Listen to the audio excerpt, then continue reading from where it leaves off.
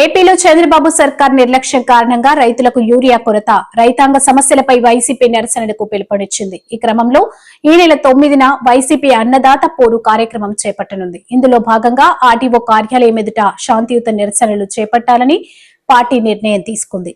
ఈ మేరకు అన్నదాత pour poster ని ఆవిష్కరించిన వైసీపీ నేతలు రైతు రాజ్యం ఇది, అలాగే రైతులకు అంత పెద్దపీట వేసి గతంలో ఎన్నడూ కనీ విని ఎరుగని రీతిలో ఫార్మర్కు విత్తనం నుంచి విక్రయం దాకా మార్కెట్ వరకు ప్రతి చోట చేదోడుగా హ్యాండ్ హోల్డింగ్ చేస్తూ 5 ఏళ్లలోనే దాదాపు 20 ఏళ్ల డెవలప్మెంట్ తీసుకొచ్చిన జగన్మోహన్ రెడ్డి గారు ఆ 5 ఏళ్ల తర్వాత ఒక్కసారిగా గత ఎన్నికల్లో ఫలితాలు అందరికీ తెలుసు.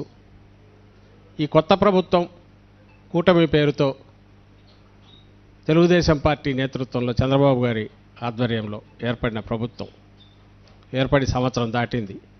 15 నెలల్లోనే మొత్తంగా 5 ఏళ్లలో నిర్మించిన ఒక వ్యవస్థల పరంగా కానీ లేదా అన్ని వర్గాల సంక్షేమం రీత్యా కానీ వాళ్ళ సాధికారతను పెంచే దిశగా కానీ జగన్మోహన్ రెడ్డి గారు చేసిన మార్పులన్నింటినీ విధ్వంసం చేసి ఈరోజు ఒక అరాచకం మాత్రమే ఉందనడానికి ఎక్కడ తగిలినా అది విద్య కావచ్చు, వైద్యం కావచ్చు, ఇప్పుడు తాజాగా మనం ఏ ఇష్యూ గురించి అయితే మాట్లాడుతున్నామో రైతాంగానికి వ్యవసాయానికి సంబంధించిన సమస్య కావచ్చు, అసలు ప్రభుత్వం అనేది లేదు, అరాచకం తప్ప, లేదా మాఫియా అరాచకాన్ని ఆసరాగా చేసుకొని మాఫియా ముఠాల రాజ్యం నడుస్తుంది.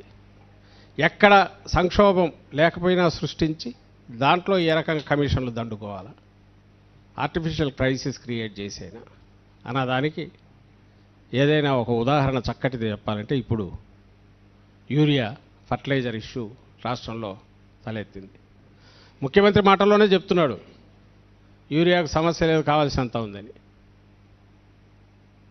అండ్ సాగు రీత్యా చూస్తే 100 ఎకరాలకు సాగు కావాల్సింది 60 ఎకరాలు కూడా కాల, అంటే 60% కూడా లేదు.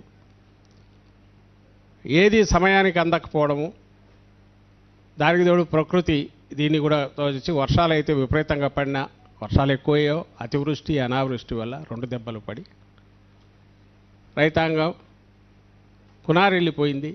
ఉన్నంతలో ఏదైనా వ్యవసాయం చేసుకుందామంటే దానికి అవసరమైన విత్తనం కానీ ఎరువులు కానీ అవి సమయానికి దొరకట్లేదు.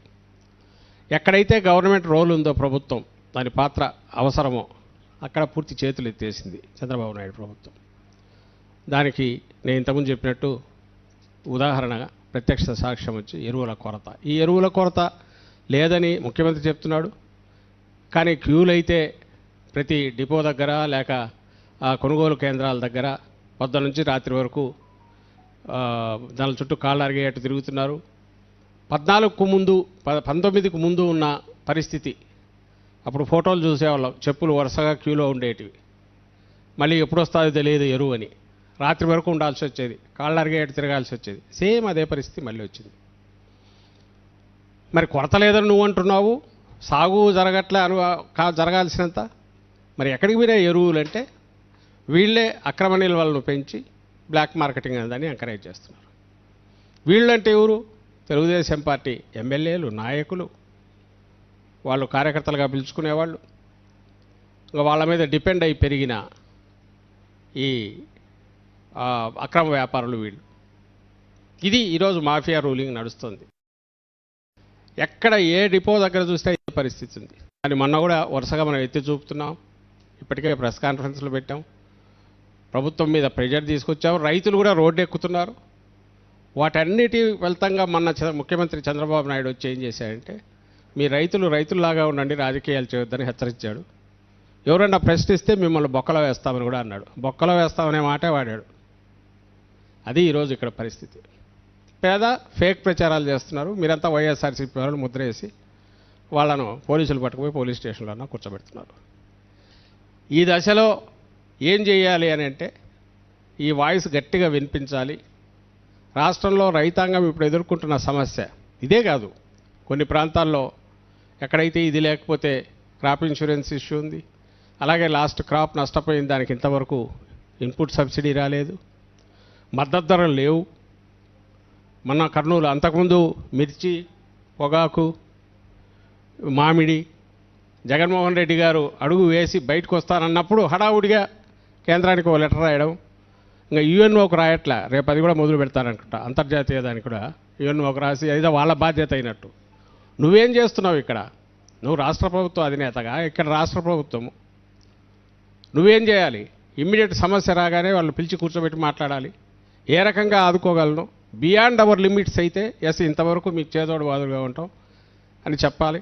చేయగలిగితే తాను ముందుండి తీసుకొని, రాష్ట్ర ప్రభుత్వం చేయలేని పని ఒక ఇండివిజువల్ రైతు ఎట్లా చేస్తాడు? నీకుంటుంది, నీకున్న వనరులు యూజ్ చేసుకొని స్టాక్ పెట్టచ్చు, కొంతకాలం మూవ్ చేయొచ్చు, లేదా నష్టాన్ని భరించే శక్తి ఉంటుంది కొంతవరకు. నువ్వు ఆ ప్రయత్నం ఏదైనా చేసావంటే అది చేయట్లేదు. మద్దతు ధరలు ఎక్కడా లేవు, గాలికి వదిలేశారు. దాని మీద జగన్మోహన్ రెడ్డి గారు వస్తున్నారంటే హడావుడిగా ఏదో ఒకటి అనౌన్స్ చేసేయడం, ఎక్కడైనా మద్దతు ధర ఇవ్వకపోతే మిమ్మల్ని కొడతామని చెప్పి వాళ్ళు ఎవరో కొనేవాడిని బెదిరించడం. నిన్న ఉల్లి కూడా మన వైఎస్ఆర్సీపీ నాయకులు ఆ మార్కెట్కి వెళ్తే హడావుడిగా ఆ రోజు 300, 200 కూడా పోవట్లే. అలాంటి దాన్ని 1200, 2000 అయితే తప్ప గిట్టుబాటు కాదు. అంతకుముందు 5000, 6000, 20,000 కూడా పోయిందని అన్నారు అప్పట్లో, గతంలో. అలాంటిది 1200కు కొంటామన్నారు. అది కూడా సరిపోదని రైతులు మొత్తుకుంటున్నా 1200కు కొంటామని మెల్లగా ఒక 2-3 రోజుల తర్వాత ఒక కొనుగోలు కేంద్రం అని ఓపెన్ చేశారు. ఐ థింక్ అది మూతపడి ఉంటుంది ఇప్పటికీ, లేదా దాంట్లో ఒక 500 టన్నులు 1000 టన్నులు కొనింటారు, చేతులు దులుపుకుంటారు. జస్ట్ ప్రెజర్ పడినప్పుడు కన్సలేషన్ లాగా ఏదో చేస్తున్నారు. సో ఎక్కడ రాష్ట్రంలో రైతులను పూర్తి గాలికి వదిలేశారు, వ్యవసాయాన్ని గాలికి వదిలేశారు. పైగా ఉచిత సలహాలు ఇస్తున్నాడు. ఇప్పుడు సమస్య వచ్చి యూరియా ఎక్కువ తింటే మీకు క్యాన్సర్ వస్తుంది, జాగ్రత్త,